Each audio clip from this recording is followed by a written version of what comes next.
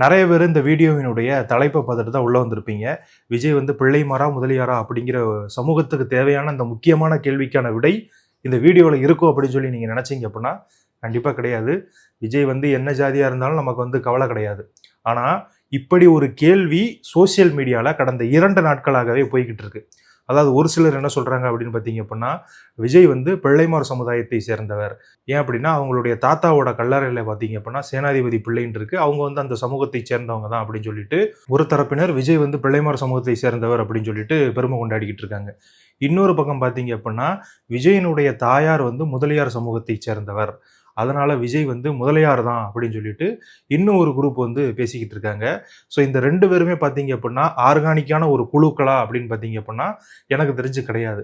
நெறைய திமுகவினுடைய இந்த ஃபேக் ஐடிஸ் இருக்குல்ல, அவங்க தான் இப்படி ஒரு பிரளயத்த கிளப்பி விட்டுக்கிட்டு இருக்காங்க சோசியல் மீடியால. இதுக்கு என்ன காரணமா இருக்கும் அது உங்களுக்கே தெரியும். விஜய் 108 தொகுதிகள்ல ஜெயிச்ச முதல் நாள்ல இருந்தே அந்த தாவேகா தொண்டர்கள் செய்யக்கூடிய தவறுகளை சுட்டிக்காட்டிக்கிட்டு இருக்காங்க. அதுல கூட நமக்கு பிரச்சனை கிடையாது. ஏன்னா, அவங்க தப்பு பண்ணியிருக்காங்க. அத வந்து சுட்டிக்காட்டினா எந்த ஒரு பிரச்சனையும் கிடையாது. திமுக அதை செய்வது சரிதான். ஒரு எதிர்க்கட்சியாக அவங்க அதைத்தான் செய்யணும் அப்படிங்கிறதான் நம்முடைய கருத்தா இருக்கு. ஆனா இந்த மாதிரி ஜாதி குறித்த ஒரு சென்சிட்டிவான விஷயங்களை கையில் எடுத்து ப்ளே பண்ணிக்கிட்டு இருக்காங்கல்ல, அவங்களை நோக்கி தான் நம்மளுடைய கவலை அதிகரிக்குது அப்படின்னு தான் சொல்லணும். இதுல நிறைய முக்கியமான விஷயங்கள் நம்ம பார்க்க வேண்டியிருக்கு. விஜய் வந்து ஜாதி பார்த்து வேட்பாளர் போடலங்க அப்படிங்கிற மாதிரி நிறைய பேர் சொல்றாங்க. இன்னும் சிலர் என்ன சொல்றாங்க அப்படின்னா, விஜய் வந்து ஒவ்வொரு தொகுதியிலையும் எந்தெந்த சமூகத்தினர் அதிகமாக இருக்காங்களோ அந்த சாதியை சேர்ந்த வேட்பாளரைத்தான் போட்டிருக்காரு. விஜய் எப்படி தேர்வு செஞ்சிருக்கலாம். ஆனா அங்க இருக்கக்கூடிய மக்கள் இந்த வேட்பாளருடைய சாதியை பார்த்து தான் ஓட்டு போட்டாங்களா அப்படின்னு கேட்டீங்க அப்படின்னா, கண்டிப்பா கிடையாது. ஏன் அப்படின்னா, நிறைய தொகுதிகளில் வேட்பாளர் யாரு அப்படின்னு அங்க இருக்கக்கூடிய வாக்காளர்களுக்கு தெரியாது. வேட்பாளருடைய முகம் தெரியாது, வேட்பாளருடைய பேரும் தெரியாது. அவங்களுக்கு தெரிஞ்ச ஒரே விஷயம், இது விஜய் கட்சி விசில் சின்னம். இதை வைத்து தான் ஓட்டு போட்டாங்க. இப்படி இருக்கக்கூடிய சூழ்நிலையில விஜய் வந்து பிள்ளைமாரு, விஜய் வந்து முதலியாரு இப்படின்னு சொல்லிட்டு நம்ம ஒரு செய்தியை கிளப்பி விட்டோம்னா மக்கள் ஏமாந்துருவாங்களாம். இப்படி ஒரு சில ஃபேக் ஐடிகள் வந்து பார்த்தீங்க அப்படின்னா அவங்களுடைய வேலையை காட்டிக்கிட்டு இருக்காங்க. இதில் இன்னொரு கவலைக்குரிய விஷயம் என்னன்னா, இந்த ஃபேஸ்புக்கு உள்ளிட்ட சமூக வலைதளங்களில் ஜாதியை மையமாக வச்சு நிறைய ஐடிக்கள்லாம் இருக்கு.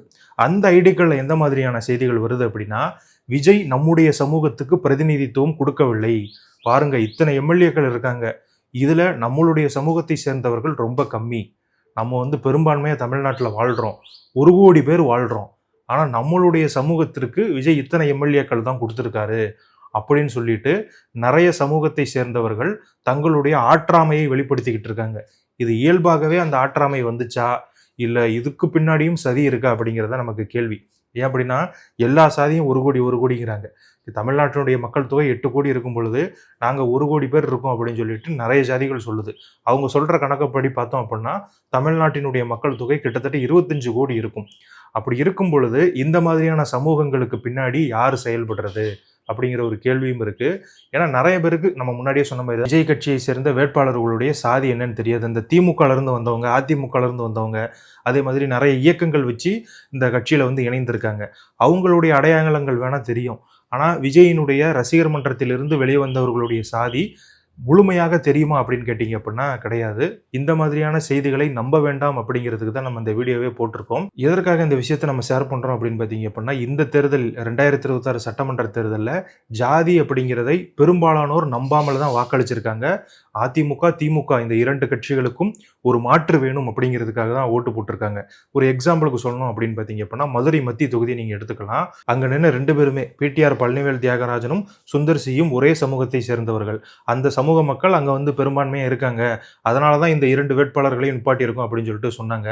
ஆனா விஜய் அந்த தொகுதியில ரொம்பவே கம்மியா இருக்கக்கூடிய முஸ்லிம் சமுதாயத்தை சேர்ந்த முஸ்தபா அப்படிங்கிறவரை நிப்பாட்டி இருந்தாரு.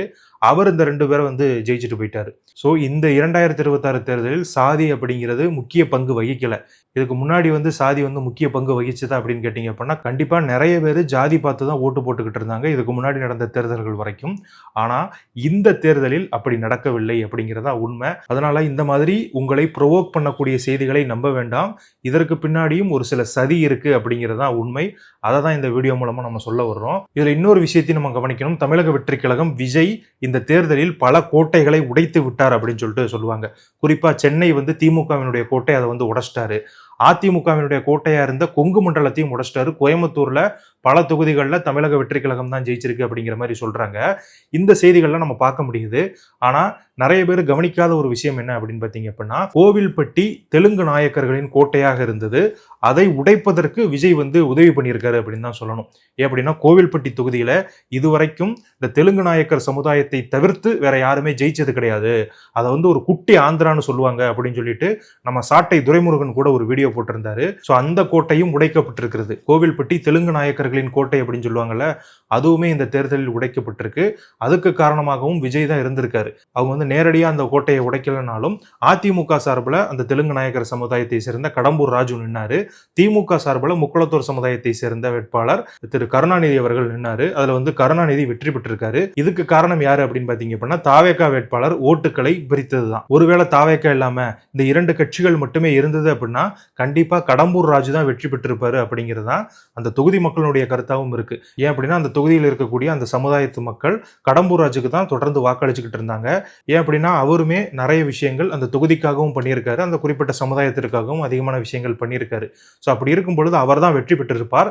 தாவேகா வந்ததுனால தான் முதல் முறையாக கோவில்பட்டி தொகுதியில ஒரு தமிழ் சமூகத்தை சேர்ந்த ஒருத்தர் ஜெயிச்சிருக்காரு. நமக்கு அந்த குறிப்பிட்ட சமுதாயத்தின் மீது எந்த ஒரு காழ்ப்புணர்ச்சியோ கிடையாது.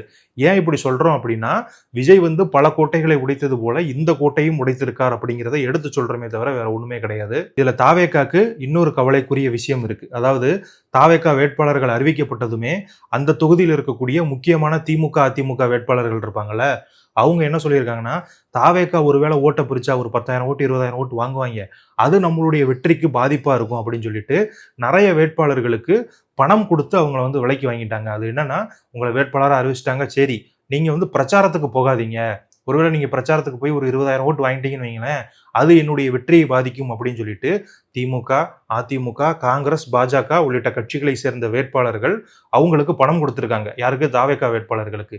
இப்ப அந்த பணத்தை வாங்கிக்கிட்டு தாவேகா வேட்பாளர்கள் ஜெயிச்சிட்டாங்க. அவங்க பிரச்சாரத்துக்கு போனா என்ன, போகாட்டி என்ன, விசிலுக்கு குத்துன்னு சொல்லி எல்லாரும் குத்திட்டாங்க. இப்ப என்ன பிரச்சனை இருக்கு அப்படின்னு பாத்தீங்க அப்படின்னா, பணத்தையும் வாங்கி கொண்டு ஜெயிச்சிட்டேல்ல, அந்த பணத்தை எனக்கு இப்ப திரும்ப கொடு அப்படின்னு சொல்லிட்டு இந்த காசு கொடுத்தவங்க எல்லாம் கேட்டுக்கிட்டு இருக்காங்க. இதுல நிறைய எம்எல்ஏக்கள் காசை திரும்ப கொடுத்துட்டாங்க. அவங்க நியாயமா இருக்குன்னு ஆசைப்பட்டு கொடுத்தாங்களா என்னன்னு தெரியல. ஆனா ஒரு சிலர் அந்த பணத்தை திரும்ப கொடுக்காம இருக்காங்க. ஏன் அப்படின்னா, இப்ப அவன் எம்எல்ஏ ஆயிட்டான், அவனை அரட்டவோ உருட்டவோ முடியுமா? முடியாது. அதனால அவங்க என்ன சொல்றாங்கன்னா, நீ எதுக்கு எனக்கு பணம் கொடுத்த? பிரச்சாரம் பண்ணக்கூடாதுன்னு தான் பணம் கொடுத்த. நான் பிரச்சாரத்துக்கே போகல, அதே மீறி ஜெயிச்சிருக்கேன் அப்படின்னா அதுக்கு நான் பொறுப்பு கிடையாது, அதனால பணத்தை திரும்ப கொடுக்க முடியாது அப்படின்னு சொல்லிட்டு தாவேகா எம்எல்ஏக்கள் ஒரு சிலர் பேசிக்கிட்டு இருக்காங்க. ஸோ இதுக்கான பேச்சுவார்த்தைகளும் நடந்துகிட்டு இருக்கு. விஜய் சிஎம் ஆவாரா அப்படின்னா அவர் ஒரு பெரிய பிரச்சனையில போய்கிட்டு இருக்காரு. ஆனா அவருக்கு கீழே இருக்கக்கூடியவங்க இந்த மாதிரியான வேலைகளை பார்த்துக்கிட்டு இருக்காங்க. ஸோ இந்த விஷயங்கள் குறித்துலாம் நீங்க என்ன நினைக்கிறீங்க அப்படிங்கிறத கமெண்ட்ல சொல்லுங்க. இந்த வீடியோ உங்களுக்கு பிடிச்சிருந்து அப்படின்னா லைக் பண்ணி ஷேர் பண்ணுங்க. இது வரைக்கும் நம்ம சேனலை நீங்க சப்ஸ்கிரைப் பண்ணல அப்படின்னா சப்ஸ்கிரைப் செய்து தயவு செய்து ஆதரவு கொடுங்கள். நன்றி.